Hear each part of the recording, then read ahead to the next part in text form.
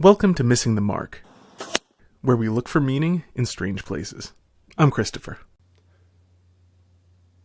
Today I'd like to talk about two kinds of contradictions, which I'm going to call formal and substantial. By formal contradictions, what I mean are contradictions that are contradictions in all possible worlds. They are contradictions by virtue of their form. So, for example, this is the classic P and not P in formal logic. Something like the school bus is entirely yellow, the school bus is not entirely yellow. It's very straightforward. It's very, clearly a contradiction no matter what else is true, these things do contradict themselves, each other. It's a lot more commonly found, by the way, rather than P and not P, in formal logic like P, Q, and Q implies not P. So that's a lot more common where there are two things that contradict each other, but they're not the same thing where one sort of just implies that the other is false. So, for example, in that example, PQ, Q implies not P. Suppose that Q was religion is responsible for most war, all war, whatever. You'll find different versions of that. And then Q is that there is no such thing as free will. Well, the thing is, Q also implies not P, because if there is no such thing as free will, then religion can't have caused war, because to have caused war, it would have to influence people's choices in order to produce war. But since they don't have any choices, if there's no such thing as free will, they're just acting mechanically based upon what the initial conditions of the universe were, there could be no war. It could not be a cause of war. This is inherent. There's no possible world in which it could be a cause of war and there could not be free will. Or there could be no free will, rather. So that's an example of how you tend to see these sorts of contradictions more often. They're two things that don't look immediately like they contradict, but they do inherently. As a side note, technically, contradictions of definitions are also formal contradictions, as I'm calling them. So, like, water isn't wet is a formal contradiction. The thing about contradictions of definition, like where somebody uses something, where something is false by definition, is that very often it's a private definition that they're using rather than using the more normal definition and being contradictory. So in that case, if you see somebody saying something which is self-contradictory by definition, more likely they simply are using the words atypically, unusually. And so rather than it being it's nonsense in one sense, but they have some actually, most likely, non-contradictory meaning, and they're just not conveying it intelligibly. So really, to understand them, you need to seek clarification. So that's just a side note there. The other sort of contradiction is what I'm calling, for the moment, substantial contradictions, contradictions of substance. That is, they're not contradictions in all possible worlds, only in our world. So to give an example, suppose someone says that the school bus is yellow, but that it does not reflect any electromagnetic radiation between 400 nanometers and 700 nanometers in wavelength. Well, this is a problem because 390 nanometers is very deep violet, getting towards UV. By the time you hit 380 nanometers, you're into the UV spectrum. 700 nanometers is a very deep red. Beyond 750, you're into the infrared, and yellow light is around 580 nanometers in wavelength. So if they've eliminated basically the entire visible spectrum, yet claim that it's yellow, this is not possible in our world. This is a contradiction in our world. It's not a contradiction of form, but it is a contradiction in our world. Now, so substantial contradictions will always depend upon the particulars, but you can break this down further by what sort of particulars they are. And I'm going to call this, for the moment, the familiar and the unfamiliar. So a familiar contradiction is a material contradiction about something that's actually in our experience. Now, my favorite example of this is determinism versus our experience of free will. Because there are people who believe, in determinism, that is, that we don't have any sort of free will. But we experience it. I would say we all experience it. Clearly, the vast majority of humanity has experienced free will. I'm willing to believe that some of the people, mostly atheists, who say that there's no such thing as free will, I'm willing to believe that those people are the mindless automatons that they claim to be.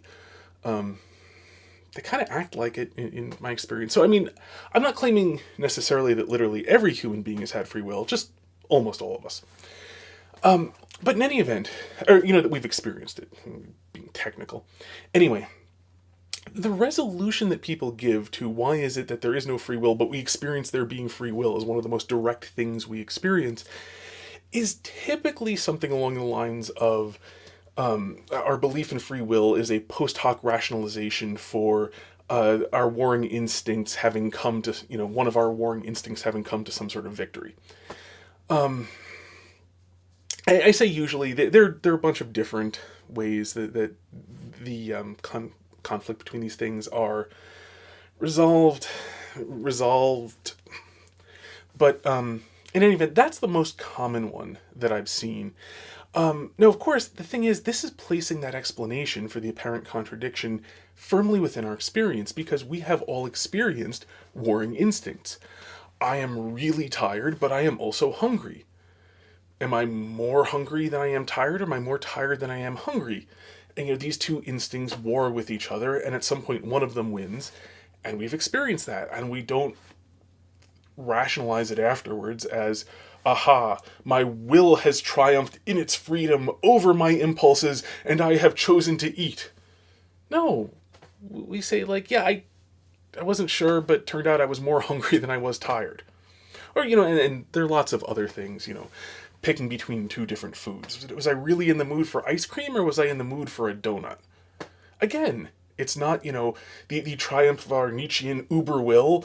It's, yeah, I was kind of torn between the two of them, and eventually the ice cream won out. Or eventually the donut won out. That's the way we experience it. So the problem with this is it is a familiar contradiction because the explanation for these two apparent contradictories not really being contradictory is something entirely in our experience and something we entirely recognize as false. So, for example, suppose we were to transport a medieval man into the modern era and then told him, I have sent a message to somebody miles away, but I didn't write anything down with paper or vellum or, tree bark or what have you. I didn't use any form of ink. I sent no smoke signal. I sent no bird of any kind. And he got it within moments of me having sent it. Well, that sounds like a contradiction. You can't do that given what you've just described. You have to be wrong about something here. Except there simply are properties of the world that this medieval man would not know. He doesn't know about electromagnetic radiation and the ability, well, he wouldn't know about electricity either, really, and the ability to use that, in computers and so on. So, the fact that I sent a text message to somebody else is simply not within the realm of things that are possible in the known world to him. But it's nonetheless possible. And so extending that, we know about the, we're at the point of it being the electroweak force. There's the strong electroweak force now. I forget whether those have been unified. But, in gravity. And, so we know about those fields. And then, there are other fields, the Higgs field and so on. People have heard about recently. Gives, some amount of mass to some particles. But, there could be, for all we know, 27 other fields that interact with things according to some property, interact with the stuff we normally deal with, according to some properties that we don't know. And, so, given that, it could be something like, Heracles could be, a person who also, shared part of the nature of being a creature that interacted with, 13 of these 27 different fields. And this is why he had this superhuman strength, because, much of the energy came from the interactions of other fields we just don't know about. The same thing about Zeus throwing thunderbolts. There could be such a creature. There could be such a creature that was made existed primarily as, energy particles, etc., in these other fields that we don't know about that interact in, ways we're just not used to with the stuff we do actually normally interact with. Entirely possible. It's not possible to say that these things can't happen. This is the sort of thing normally covered by, you can't prove a negative, or you can't prove non-existence, and there are lots of things for which you can. But this sort of thing, there's an entirely different natural phenomenon that we've simply got no experience of. Could be. I'm not saying, therefore one concludes that there is such a thing simply because it's possible, but rather that when presented with claims, like that, Thor and Zeus and so on, well, it entirely could be, even from a materialist perspective, it could be. I mean, myself, I'm very agnostic about the Greek gods, the Norse gods, and so on. I don't. Um, for those who understand the distinction between the uncreated creator of all that is and contingent things within the world, I don't find the which the pagan gods are. I don't find the contingent things within the world like that to be all that important or interesting. But for all I know, they existed or exist. And they might well exist, as perfectly natural creatures in some sense, with just a nature different than ours, and therefore by being different, we would call it supernatural. So, like take another example of that sort of thing. Take the fish that in the water, even though there's no light, they can use electrical impulses because they've got the appropriate sorts of sensors to tell where things are and their basic shape and so on. Is that supernatural perception? Sort of is to me. I mean, I can't do it. No human being can do that sort of thing. So they're able to tell things in manner, with a nature different from mine, and have this ability that I don't have. Or, take the insects and other things that can see into the ultraviolet spectrum or can see into the infrared. Are those, is that supernatural perception? Well, I mean, clearly they are natural creatures in the sense of they all exist within creation. But, they have powers that I don't have. So, are they supernatural? Obviously, materialists will say no because they only disbelieve in the supernatural, and the supernatural is everything they don't believe in. But, in a broader sense, supernatural doesn't have a really good definition. It becomes, very problematic if you ever try to really nail down what you mean. But, applying this a little bit further afield, there's some obvious implications to Christianity, but, I'm going to stick off of Christianity, so this isn't me defending Christianity. This is just me discussing a concept. Consider the Hindu concept of reincarnation. Now, when I say that, you do have to remember that in the East and the West, we draw very different distinctions between the soul and the body. So as I understand it, within the Hindu idea of reincarnation, things like your memories and personality and so on are really part of your body. And the soul, the Atman that is reincarnated, is a lot closer to like a life force, and not, bring with it the memories and so on. That idea that like your memories and personality and so on would move from one body to another was a Western take on hearing this idea. It was kind of popular in things like theosophy, if I recall correctly. But taking the Hindu concept of reincarnation, about the life force moving around, well, I'm as a ordinary human being, I'm not real clear on why it is that some bits of matter actually do behave like they're living and some don't. And I mean, on an atomic level, it's really, really hard to tell the difference between a fresh corpse and a person who is alive but, say, sleeping.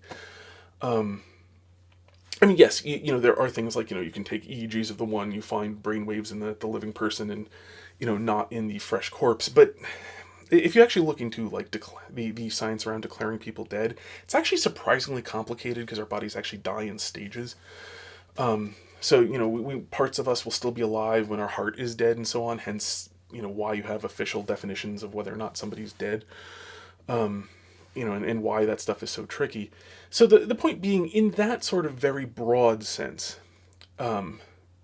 it's exactly what is it that like why is it that this clump of matter actually keeps on going and this other matter can't, even though a bunch of it's still going. It's, we know that the one can and the one can't, by and large, although we occasionally mistake dead people for living people and vice versa. But in any event, nonetheless, there are things here that are outside of our normal experience. And so, is reincarnation possible? Is it possible for a, life force in some sense to move? Well, it's outside of my experience. So, I mean, I don't believe that happens, but on the other hand, I can't really say that I know that it doesn't. It's just too far outside of my experience. So, that sort of thing, it's not in the realm of contradiction that I can know about, because it's just, too much of it depends on things far outside my experience. And the unfortunate thing about this about being realistic about what we do know to be contradictory and what we don't know to be contradictory, is that it leaves us open to a lot of people spouting nonsense and then saying that the resolution in the apparent contradiction is just outside of our experience. It's we can't comprehend it. And yeah, that's true. We do leave ourselves open to that. Life's hard. If you're being honest about it, it's one reason why a lot of people prefer to not be honest and just decide that they know some things are true, some things are definitely false, and just have complete certainty about everything. Fundamentalists of both the Christian and the atheistic kind are exactly like that. And ever have any experience with them, they have iron certainty about everything. They're kind of weird, frankly.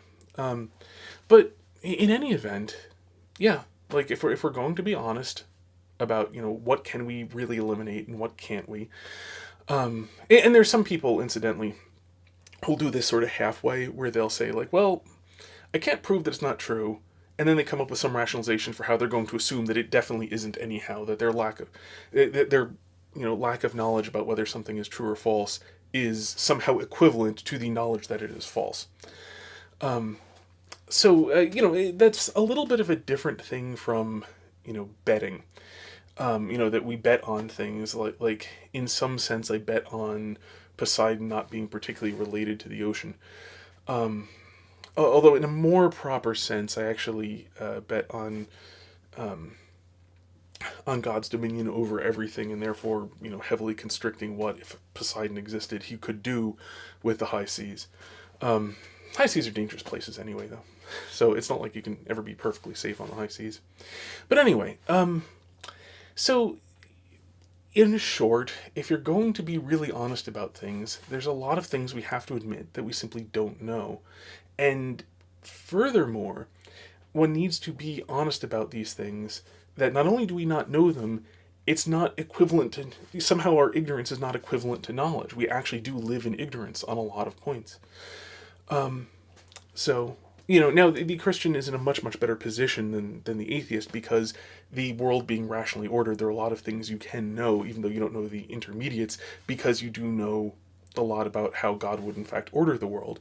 Whereas if there is no God rationally ordering the world, we live in a rather large amount of ignorance and have absolutely no reason whatever to suppose that the universe is actually comfortable in any way, conformable to our expectations, intelligible in any fashion. And I always love the cheat that, like, well, but if you do, it seems to work out so far. Yeah, in some sense, if you basically act as if you're a Christian, the world does seem to work out. Funny that. Anyway, until next time, may you hit everything you aim at.